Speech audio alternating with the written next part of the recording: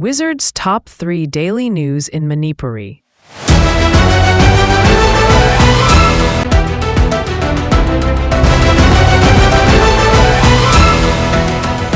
Lan manungda suti laurabra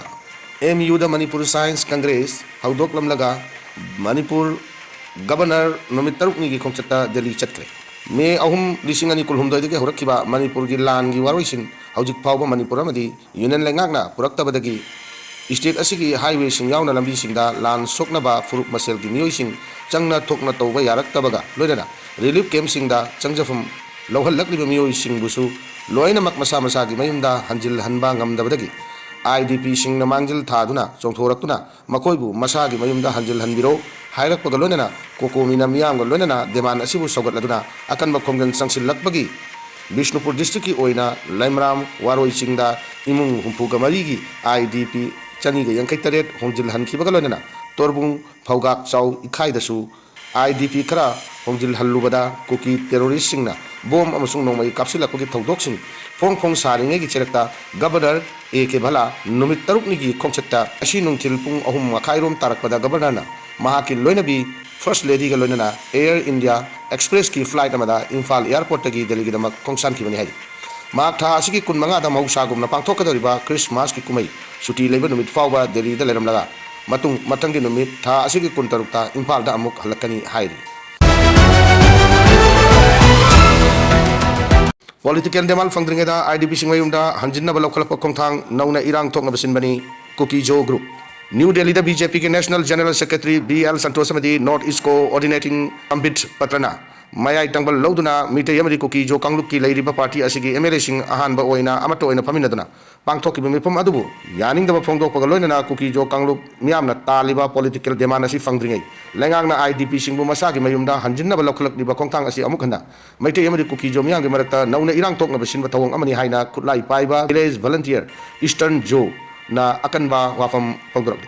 bising ni kulhum dogi mi ahum dogi horak kiba Manipur gi crisis asida Cookie Joe kangluk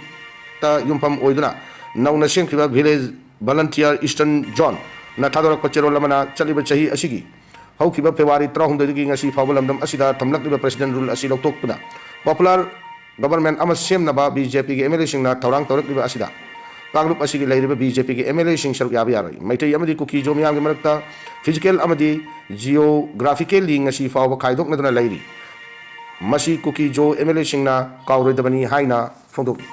lisingani kulhumdoi mi ahumdagi hauduna Cookie Joe miyamna taliba separate administration ki demand India lengangna atuba matamda recognize tawduna legislature yawba union territory ama pigadabani haina su center da taksilakli security force na singa masung tamda khulai lokhatpa michang mikhai naiba ke mami chawna tare yangkai ma thoi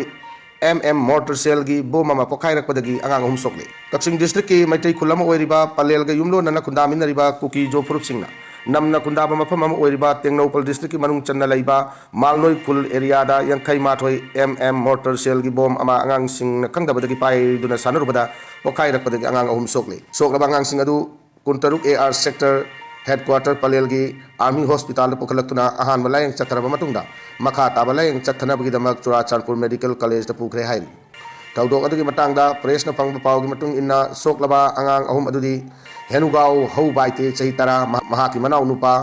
jamgun sei baite chahi nipan apokpa tawdanglen baite amsung ngamgun mang haukip chahi nipan apokpa lekhidraba haukholen haukip ni hai ngasi nungthil chawrak na pung ama makhai rom tarak pada bo madu palel PS lagi panglap lap taba meter chahum rom chatlaga leiba ngamgun mang haukip hairiba angang asigi yumgi sumangda pokhai rakibani loidana tawdok aduda angang asina atopa angang ani adudagi khare hena asok apan nangkibani hai tawdok adugi matangda ahen balangla langjin khangdoknaba tawdok thokpham da tengnopal PS ki team ama changsinduna pokhai from thokpa thabak